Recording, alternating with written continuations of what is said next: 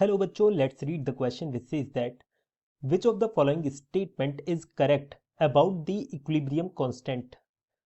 यहाँ पर हमें बताना है कौन सी स्टेटमेंट करेक्ट है इक्विलिब्रियम कांस्टेंट के रेस्पेक्ट में। पहली स्टेटमेंट में क्या कहा गया है? पहले ऑप्शन में कहा गया है कि its value increases by increase in temperature.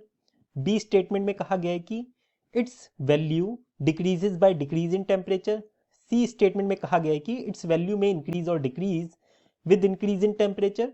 और डी स्टेटमेंट में कहा गया है its value is constant at all temperatures. तो यहां पर हमें बताना है कौन सी स्टेटमेंट करेक्ट है। हियर द की concept for this question is equilibrium constant. तो देखिए, इक्विलिब्रियम कांस्टेंट क्या होता है? इक्विलिब्रियम कांस्टेंट को हम के सी से रिप्रेजेंट करते हैं। यहां पर ये रेशो होता है प्रोडक्ट अपॉन रिएक्टेंट की कंसंट्रेशन का, रिएक्टेंट। और ये के सी की वैल्यू किसके ऊपर डिपेंड रहती है? ये डिपेंड करती है टेम्परेचर के ऊपर एज वेल एज प्रेशर के ऊपर ये डिपेंड करती है। और ये हमें कैसे पता चलता है? ये हमें ली चैटलियर प्रिंसिपल के थ्रू पता चलता है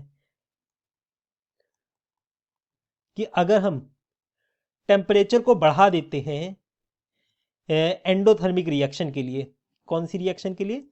एंडोथर्मिक के लिए बढ़ा देते हैं तो क्या रिएक्शन फॉरवर्ड डायरेक्शन में जाती है।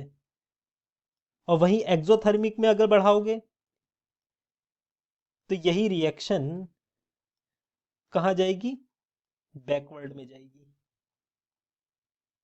ठीक है, तो इससे हमें ये पता चलता है। तो यहां से हम कह सकते हैं इक्विलिब्रियम कांस्टेंट किस चीज के ऊपर डिपेंड करता है? टेम्परेचर प्रेशर दोनों के ऊपर ही डिपेंड करता है, और ये डिक्रीज या इंक्रीज कर सकती है। ठीक है, इट्स वैल्यू में इंक्रीज और decrease with increase in temperature. Option C हमारा करेक्ट है इसमें। I hope you understood it well. Best of luck.